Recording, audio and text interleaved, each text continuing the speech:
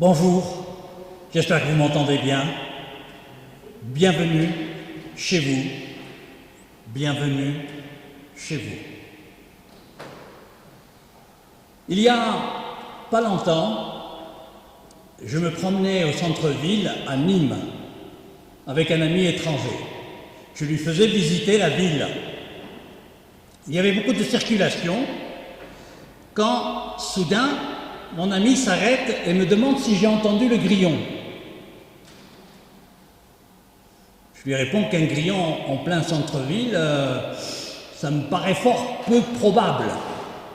Et que s'il y en avait un, on ne pourrait pas l'entendre vu le bruit qu'il y a de la ville.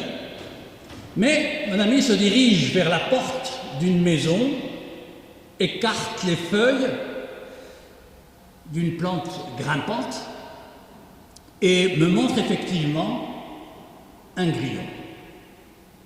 Alors, évidemment, j'étais émerveillé et je lui ai dit, alors, dis donc, vous avez de bien meilleures oreilles que nous. Cet ami, c'était un Kanak de Nouvelle-Calédonie. Mais il me répond, mais pas du tout, vous entendez aussi bien que nous, mais vous écoutez peut-être d'autres choses.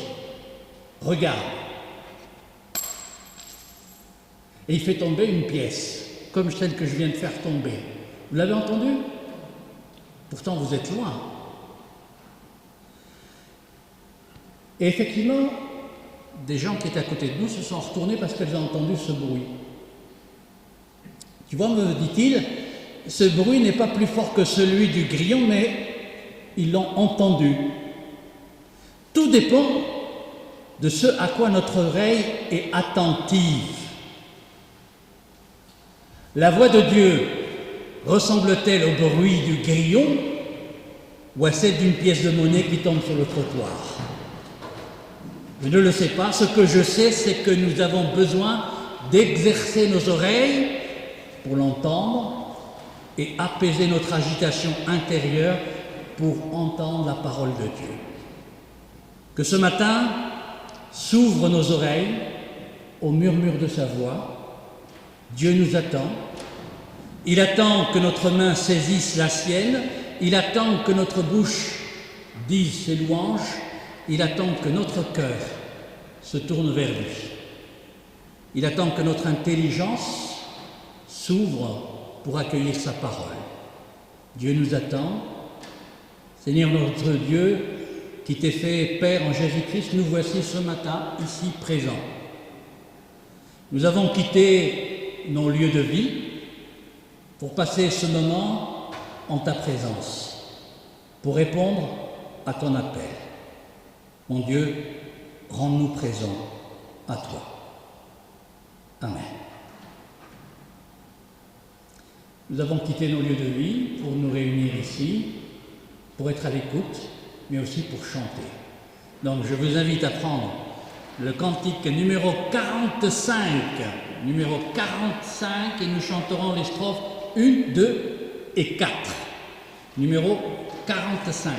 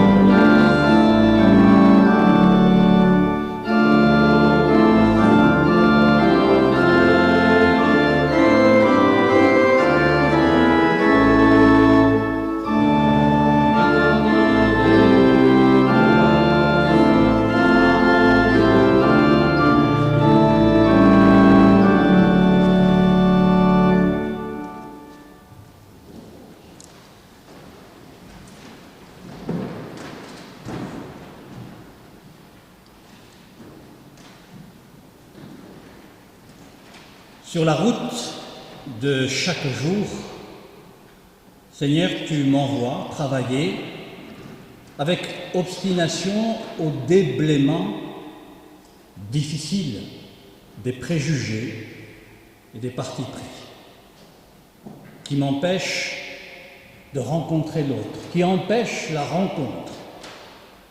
Tu m'envoies, Seigneur, établir des passerelles, afin que par-dessus des fossés de rancune, mains et cœurs se rejoignent en respectueux dialogue. Tu me charges chaque jour, Seigneur, de remettre en service les routes entre les hommes et les femmes, car comment pouvaient-ils communiquer avec toi s'ils demeurent séparés et divisés entre eux?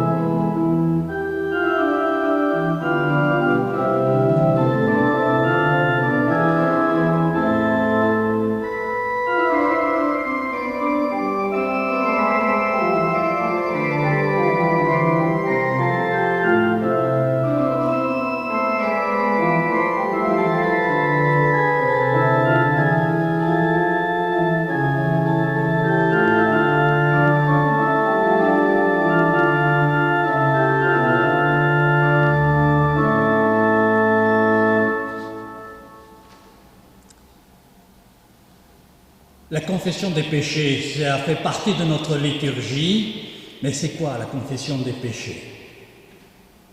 La confession des péchés, c'est ce moment peut-être que chacun d'entre nous vit. Il a le sentiment d'avoir quelque chose qui pèse sur son dos. Ça vous arrive jamais d'être en colère, de ne pas voir l'horizon, de baisser les bras? Et surtout, on ressent comme une boule là. On a besoin de respirer, de dire tout ce qui est à l'intérieur de nos entrailles. Seigneur, lorsque je ne t'entends pas, lorsque le jour ressemble à la nuit, lorsque je ne sais plus sur quel chemin prendre, guettant ta voix sans fin, prends ma main dans la tienne. Lorsque je me cache loin de ta face, lorsque j'oublie ta présence, lorsque m'entraîne l'indifférence et que fléchit ma foi, Seigneur, prends ma main dans la tienne. Lorsque j'appelle, lorsque je peine, lorsque faiblit mon courage, lorsque l'espérance, comme une flamme, vacille au fond de moi, prends ma main dans la tienne. Je suis avec toi, dit le Seigneur. Lorsque tu avances, je prends ton chemin. Marche seulement en ma présence. Donne ta confiance. Je te tiens la main. Chaque jour qui passe, chaque nuit qui vient. Alléluia. Et je vous invite à chanter cette bonne nouvelle au chant numéro 392 et nous chanterons les strophes 1, 2 et 3. 392.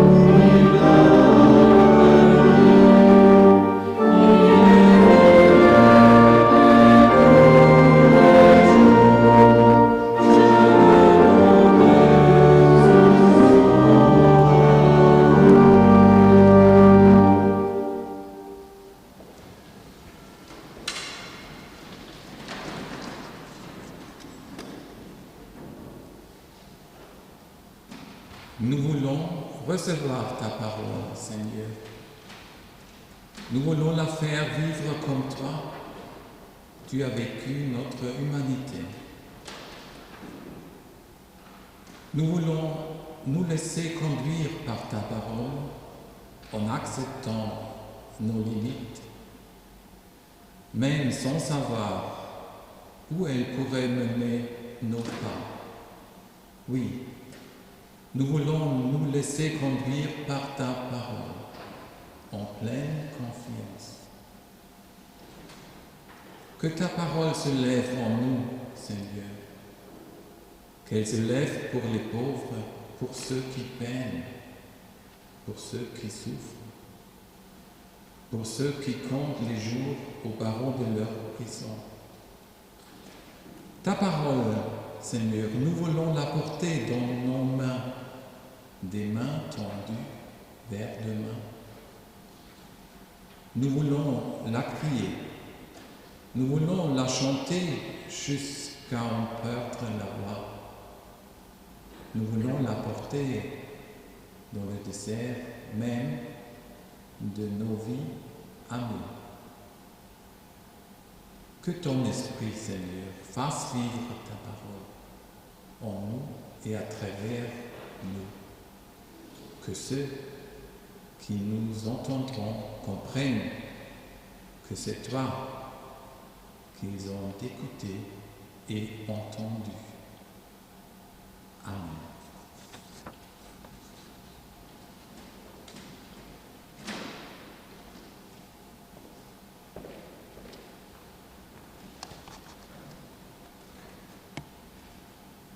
Höre, Israel, Jahwe, unser Gott, Jahwe ist einzig. Darum sollst du den Herrn, deinen Gott, lieben von ganzem Herzen, mit ganzer Seele und mit ganzer Kraft. Diese Worte, auf die ich dich heute verpflichte, sollen auf deinem Herzen geschrieben stehen. Du sollst sie deinen Söhnen wiederholen. Du sollst von ihnen reden, wenn du zu Hause sitzt und wenn du auf der Straße gehst, wenn du dich schlafen legst und wenn du aufstehst. Du sollst sie als Zeichen um das Handgelenk binden. Sie sollen zum Schmuck auf deiner Stirn werden. Du sollst sie auf die Türpfosten deines Hauses und in deine Stadttore schreiben.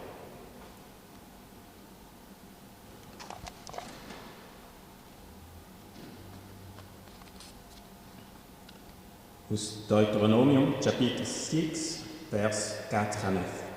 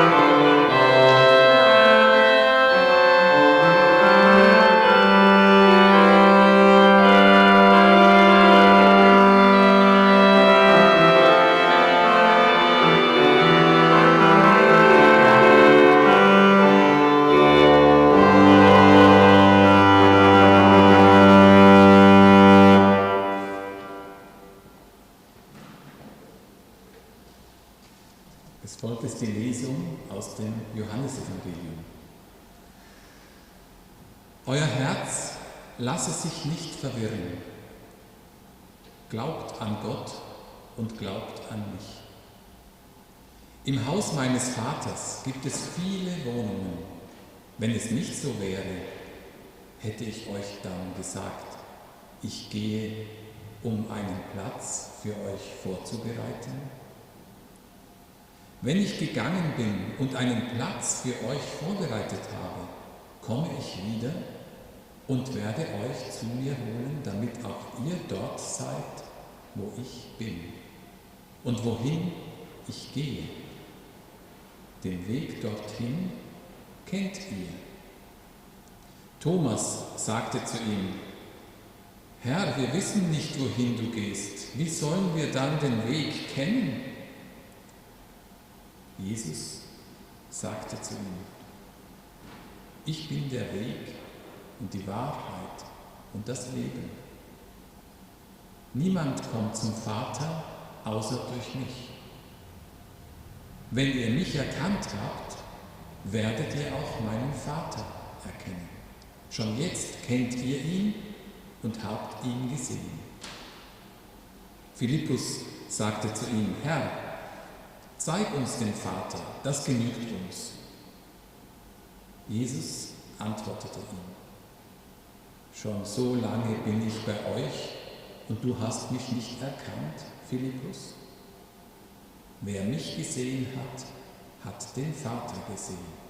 Wie kannst du sagen, zeig uns den Vater?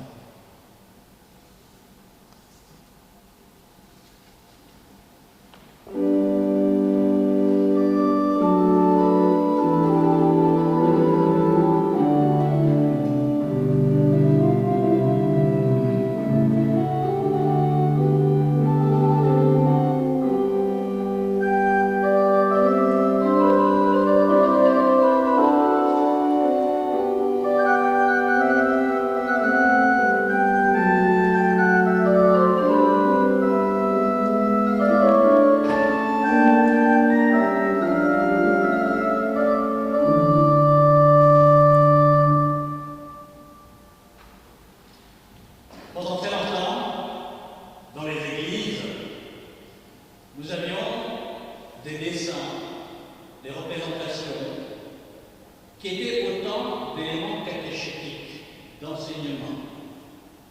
Puis la réforme est venue centrer sur l'essentiel, la parole de Dieu. Et puis petit à petit, les choses se sont modifiées et nous avons eu besoin aussi de revenir à toute une approche catéchétique et nos lieux d'église sont devenus aussi des lieux de pédagogie. Quand je suis rentré dans cette église, par là-bas, j'ai eu le sentiment de voir comme un miroir dans la représentation de cette exposition. Notre miroir, mon miroir, comme si je me regardais, avec évidemment une interpellation, car le sujet de l'exposition, c'est le pèlerinage. Et quand on imagine le pèlerinage, on voit des gens en marche,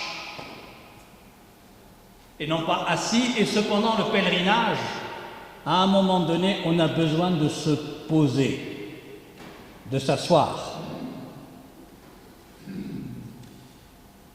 Ça fait pas mal de temps que je pense à l'homme. Ça fait du temps que je vois plus ou moins de quoi l'homme est fait, homme ou femme d'ailleurs, à quelques différences près. L'humain a une tête, des yeux, une bouche, des oreilles et un nez. Et vous avez, comme moi, remarqué que tout est orienté du même côté, comme les mains d'ailleurs, comme les pieds. Je ne sais pas si vous êtes posé un jour la question du pourquoi. Ça vous a jamais frôlé l'esprit? On m'a dit un jour, j'étais enfant, que la tête était faite pour penser. On m'a dit que les yeux de l'homme étaient faits pour voir où il posait ses pieds. On m'a dit qu'il avait une bouche pour parler à ceux qui lui font face. On m'a dit qu'il avait des oreilles dont les pavillons étaient étonnamment orientés vers l'avant et un nez pour détecter les vents et les odeurs qui lui font face. De la même manière, les mains sont orientées vers l'avant. Bien sûr, on peut aussi croiser les mains derrière le dos. Généralement, c'est surtout dans les commissariats de police qu'on voit cette position. Ce n'est pas efficace. Parfois, quand on met les mains derrière le dos, c'est aussi pour dire sa confiance. Quand on est en train de parler avec quelqu'un, on n'est pas sur la défensive, on est en toute confiance. Et les pieds. Talons en arrière, orteils articulés vers devant, ils sont faits pour avancer, cheminer, parfois courir, ça dépend de l'âge. Ils sont faits pour ça, du moins c'est ce que j'imagine. C'est-à-dire qu'on est tout à fait l'être humain, il est fait pour aller de l'avant, tout à fait pour avancer. Et j'aime, c'est vrai, les êtres humains qui marchent, les hommes et les femmes qui avancent malgré eux, et parfois malgré tout, mais qui avancent. Je pense à Moïse dans le désert. Il avançait avec son peuple. Il n'était jamais devant, il n'était jamais derrière, il cheminait avec eux. Il était avec eux et tous marchaient, avançaient, progressaient vers la promesse donnée. Je pense aussi à ces mots de Jésus dans l'évangile de Jean, ce Jésus qui nous dit, vous savez ce qu'il nous dit? Je suis le... Il n'y en a pas beaucoup qui suivent, hein? Je suis le chemin. Je suis le chemin. Le chemin. C'est moi qui suis le chemin, dit Jésus, une invitation à le suivre sur ses chemins à lui. Je pense aussi à ces autres mots de lui. Toi, suis-moi. Ces mots disent confiance. Ils disent n'ayez pas peur. Ils disent je vous mène vers un ailleurs qui sera de paix, de plénitude, de pardon et de soleil. Mais ce n'est pas toujours facile d'avancer, vous savez, vous le savez d'ailleurs. Pas toujours facile de trouver sa route. Pas toujours facile de continuer à mettre un pas devant l'autre. Je pense à ceux qui cheminent dans les couloirs des hôpitaux, ceux qui vont de scanner à IRM.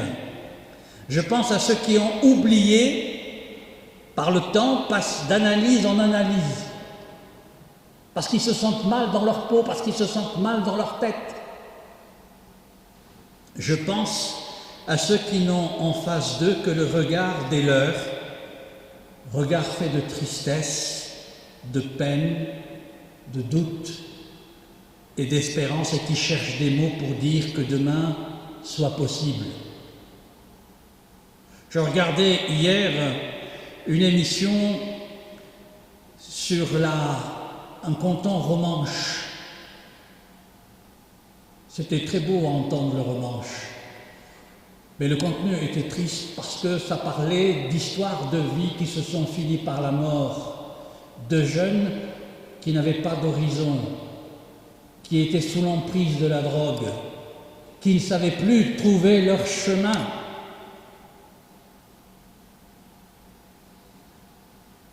Il n'y avait plus d'espérance. Je pense à ceux qui comptent leurs jours dans le regard des médecins, des soignants, des parents et des amis qui sont tellement en quête de vérité, de mots vrais, de mots qui ont toujours tant de peine à venir. Comment dire l'espérance à quelqu'un qui souffre? Comment dire qu'il faut encore cheminer à quelqu'un qui baisse les bras, qui n'en peut plus?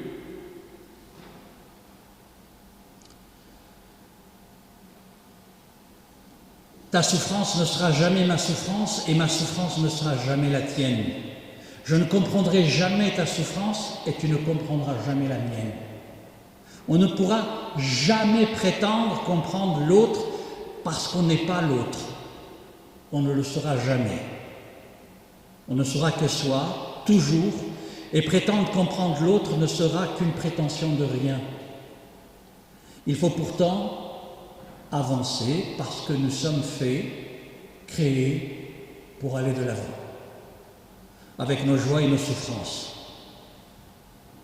Vous savez, si nous étions des arbres, on creuserait la terre de nos racines pour prendre pied, pour consolider sa terre. Si nous étions des poissons, on se battrait contre le courant. Si nous étions des crabes, on avancerait en biais, jamais droit devant pour affronter et exister. Si nous étions hiver, on avancerait vers le printemps, et si nous étions le printemps, on se préparerait à marcher vers l'été.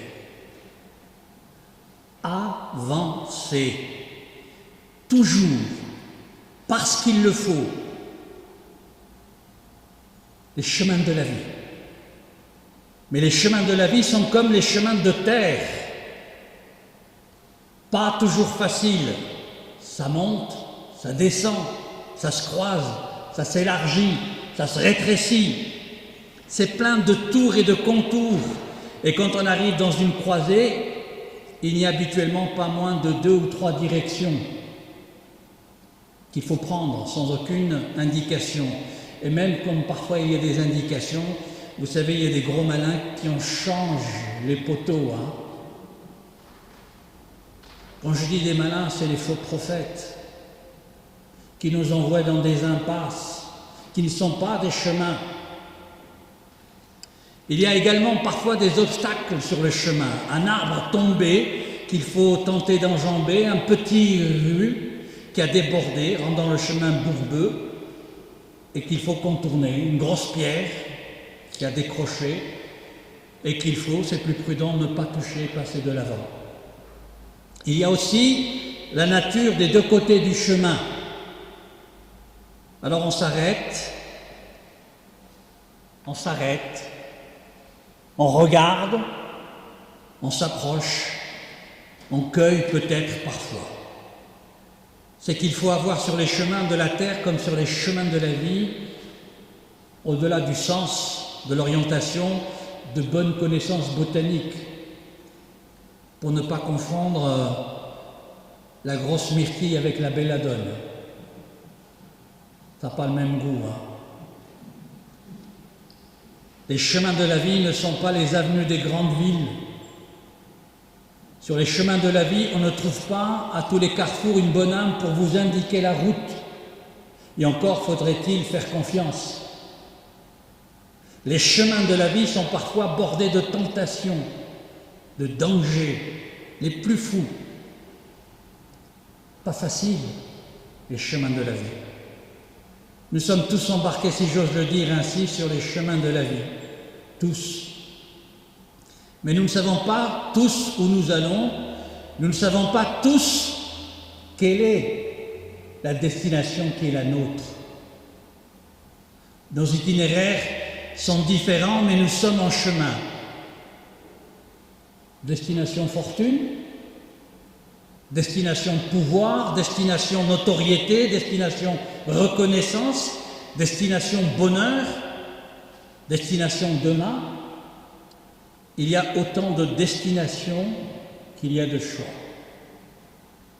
Il y a autant de chemins de vie qu'il y a de destinations.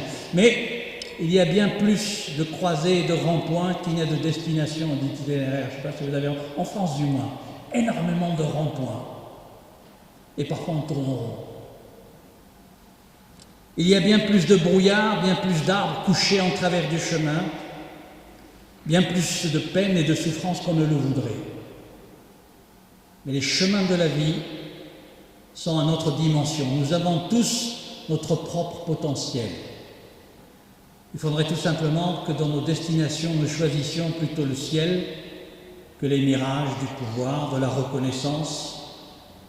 Mais qui veut d'une destination humilité, simplicité, hormis Viborada, on a eu pendant 2 mois, c'est l'humilité. Qui veut d'une destination pardon, qui veut d'une destination justice, et on en parlait tout à l'heure avec Alain, qui veut d'une destination de paix, qui veut d'une destination de salut. Il faut résolument que nous prenions la pelle, la pioche pour préparer le chemin de Dieu. Que nous avancions sur les chemins qui mènent de la terre à la vie. On est de la terre, c'est sûr, mais nous sommes tous destinés au ciel de Dieu.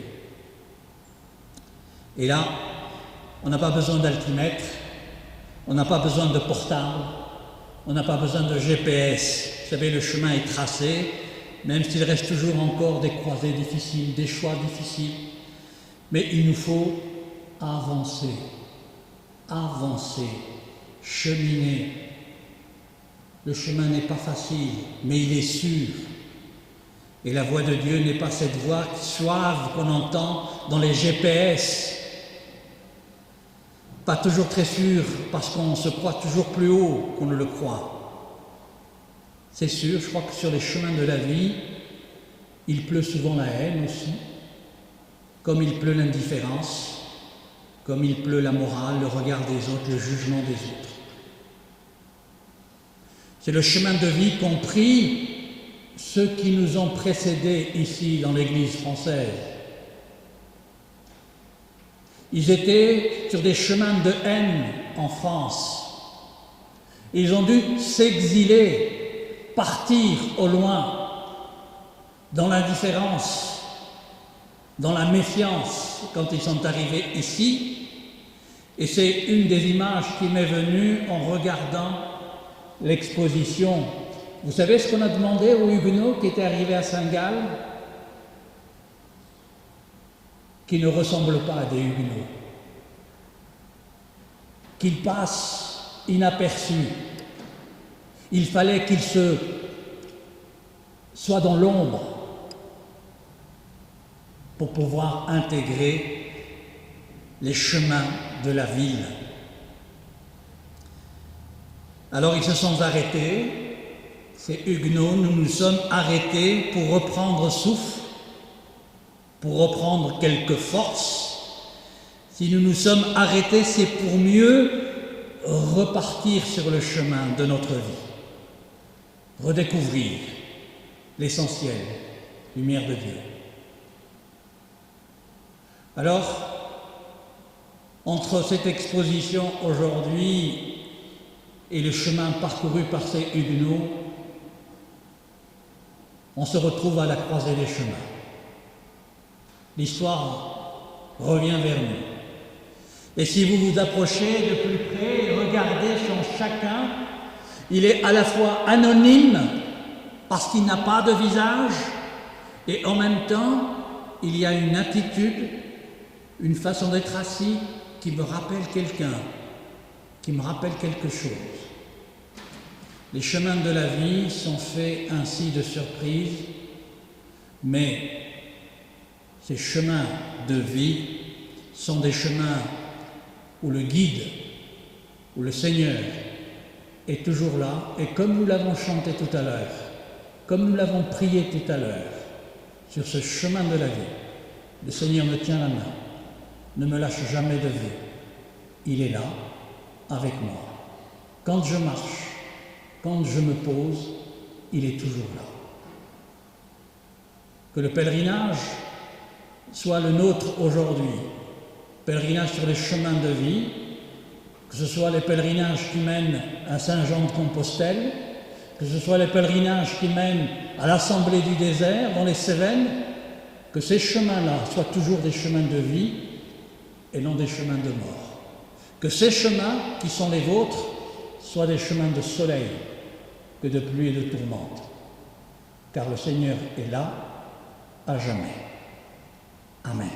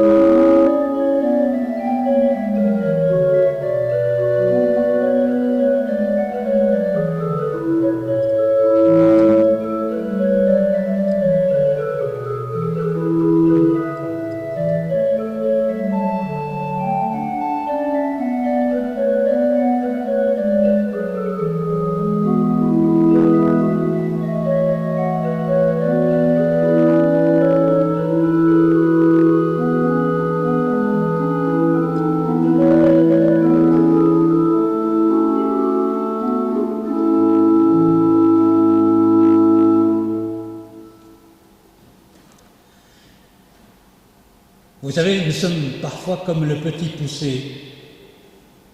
On pose des petites pierres pour retrouver le chemin. La liturgie du dimanche matin, ce sont ces petites pierres que nous posons. Nous avons posé la pierre de la prière, confession de péché, partager l'écriture, Et maintenant, nous allons poser cette petite pierre qui est la confession de foi, c'est-à-dire c'est la gerbe qui nous unit tous ici, si différents et pourtant uniques. Nous faisons communauté et nous allons partager ces paroles qui font de nous communauté. Je vous invite à vous lever pour la confession de foi.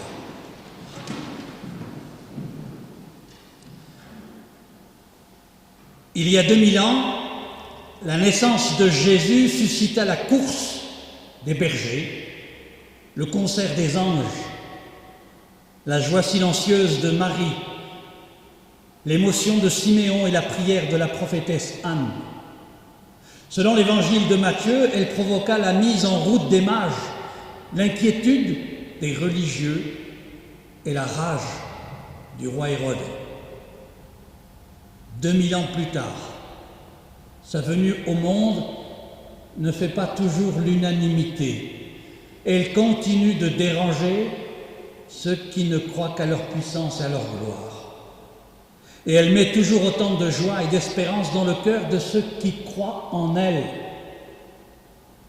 À la suite de tous les témoins qui nous ont précédés, nous disons notre foi en ce jour.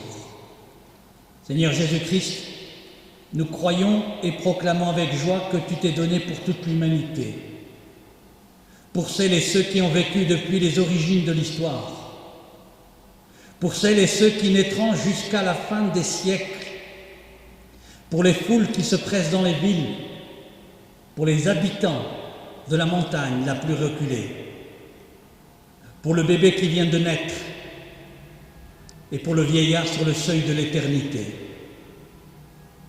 Nous croyons que tu t'es donné pour nos amis et nos ennemis, pour les croyants et les incroyants, pour les riches et les pauvres, pour les martyrs et les bourreaux. Oui, pour tous, pour toi, pour moi, tu es venu. Amen. Et je vous invite à chanter toujours avec confiance le numéro 455 qu'on a déjà chanté dimanche dernier et on le rechantera avec force suite à cette confession de foi. 450 fois, on le chante 2 fois.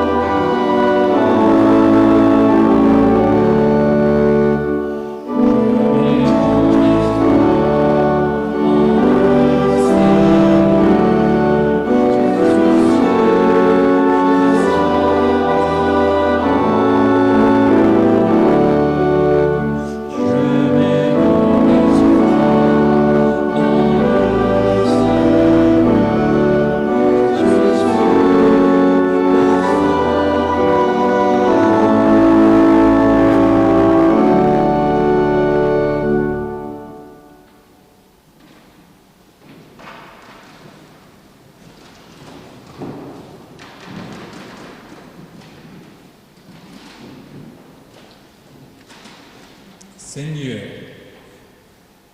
tu sais que nos chemins de terre ne sont pas faciles. Tu sais qu'ils sont faits de nos angoisses et de nos peurs, qu'ils sont faits de nos désirs et de tout ce qui nous dépasse. Nos chemins de terre sont souvent difficiles, faits de peines et de déchets que nous ne comprenons pas, faits de désespoir et de désespérance, et si pauvres de toi.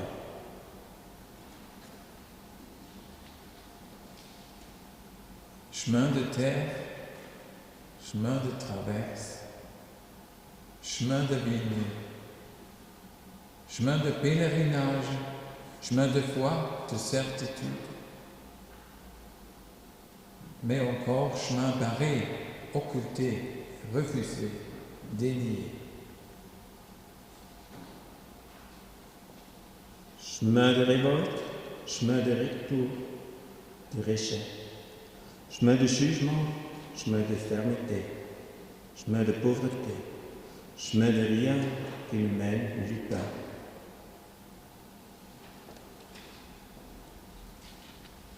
Conduis-nous sur tes chemins à toi, chemin de pardon et d'amour, chemin de justice et de paix. Conduis-nous, Seigneur, sur le chemin du ciel, sur le chemin de ton ciel à toi, pour que nous trouvions la vie en toi et à travers toi.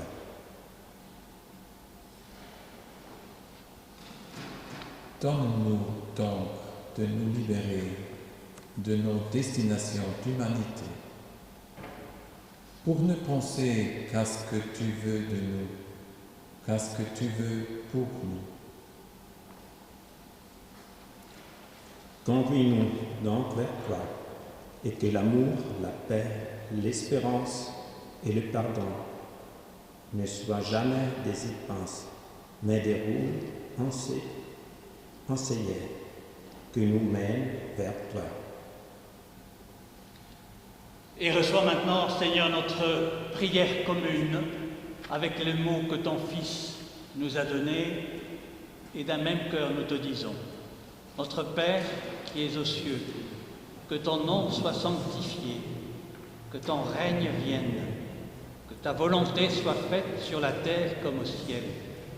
Donne-nous aujourd'hui notre pain de ce jour. Pardonne-nous nos offenses comme nous pardonnons aussi à ceux qui nous ont offensés. Et ne nous soumets pas à la tentation, mais délivre-nous du mal, car c'est à toi qu'appartiennent le règne, la puissance et la gloire pour les siècles des siècles. Amen.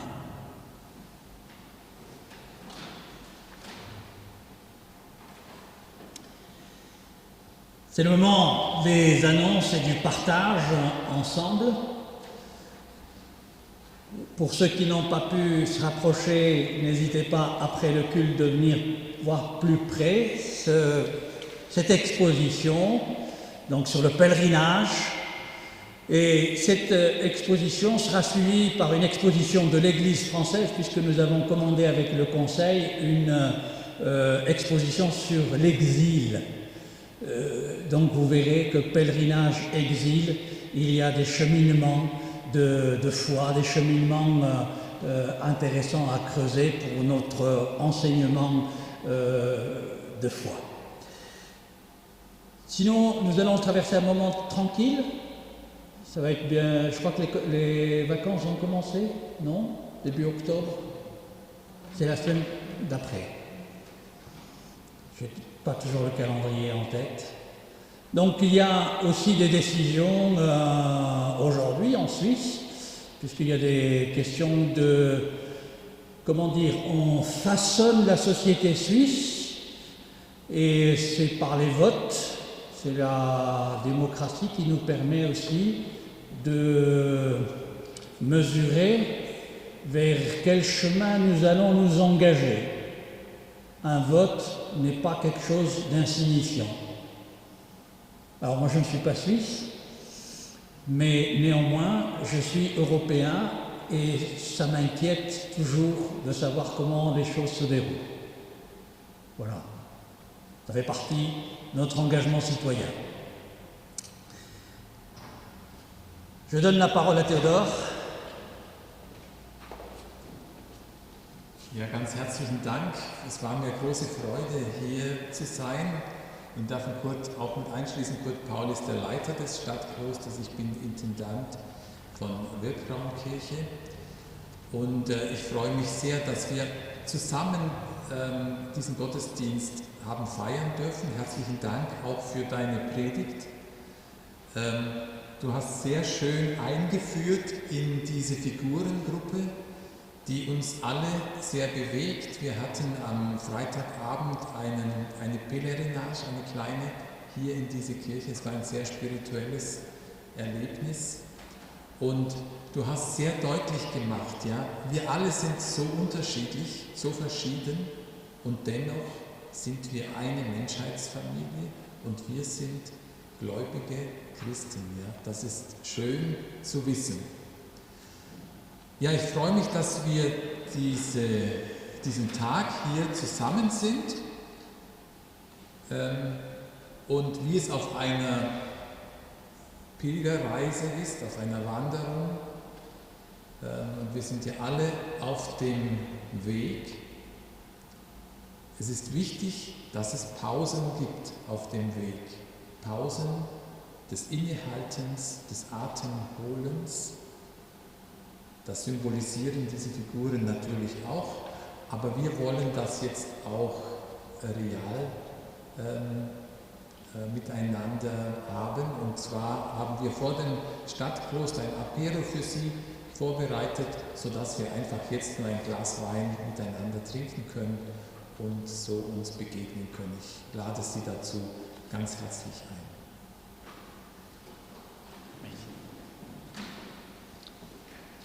Donc nous aurons, juste après, ça faisait longtemps qu'on n'avait pas eu un temps pour échanger l'après-culte, ça fait longtemps. Hein? Voilà. Une date à retenir, le 24 octobre, on va pouvoir faire comme dans le petit village gaulois, festoyer. Après le culte de la fête de l'église, on pourra partager le repas ensemble pour ceux qui seront libres et qui seront disponibles pour venir partager ce repas. Nous arrivons à la fin de ce culte et je vous invite à prendre le cantique 396 et nous chanterons les strophes 1, 2, 3, 4 et 5. 396.